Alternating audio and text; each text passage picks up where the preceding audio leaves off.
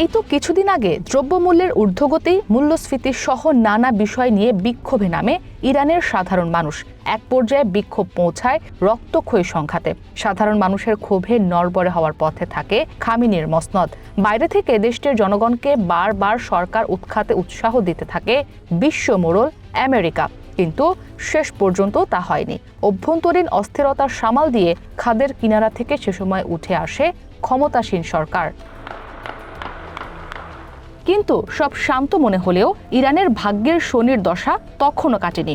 ইরানের পরমাণু কর্মসূচি নিয়ে ওমান ও জেনেভায় দফায় দফায় বৈঠক চলে, তবে কিছুতেই যেন ইরানে হামলা করার মত বদলাতে পারছিলেন না প্রেসিডেন্ট ট্রাম্প।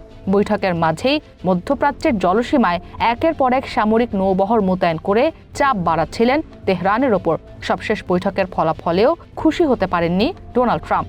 চলতি সপ্তাহেই আরেকটি বৈঠকে বসার কথা জানিয়েছিলেন ইরানের পররাষ্ট্রমন্ত্রী আব্বাস আরাগচি। তবে তার আগেই একযোগে ইরানে হামলা চালালো ইসরায়েল ও আমেরিকা, আর মধ্যপ্রাচ্যে বেজে উঠল যুদ্ধের দামামা।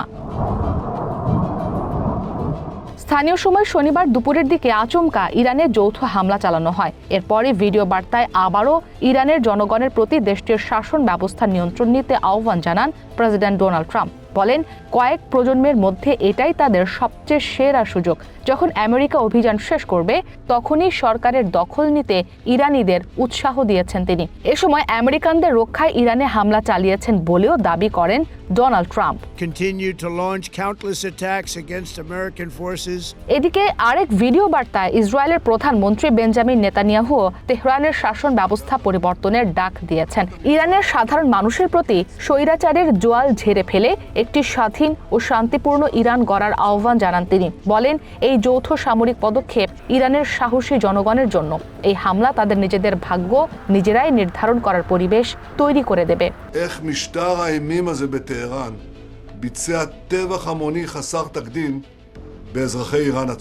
এমন নাজুক পরিস্থিতিতে আগুনে যেন আরো ঘি ঢালতে চান নির্বাসিত যুবরাজ রেজা পাহলভি।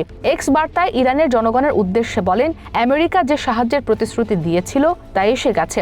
এটি একটি মানবিক হস্তক্ষেপ। এখন ইরানের মানুষকেই চূড়ান্ত বিজয় অর্জন করতে হবে।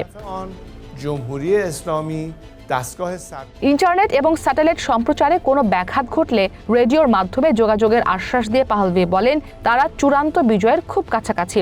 যত তাড়াতাড়ি সম্ভব ইরানের জনগণের সাথে থেকে ইরানকে পুনরুদ্ধার এবং পুনর্নির্মাণের আশা প্রকাশ করেন তিনি। ইসরাত মুক্তি, ওয়ান ইন্টারন্যাশনাল ডেস্ক।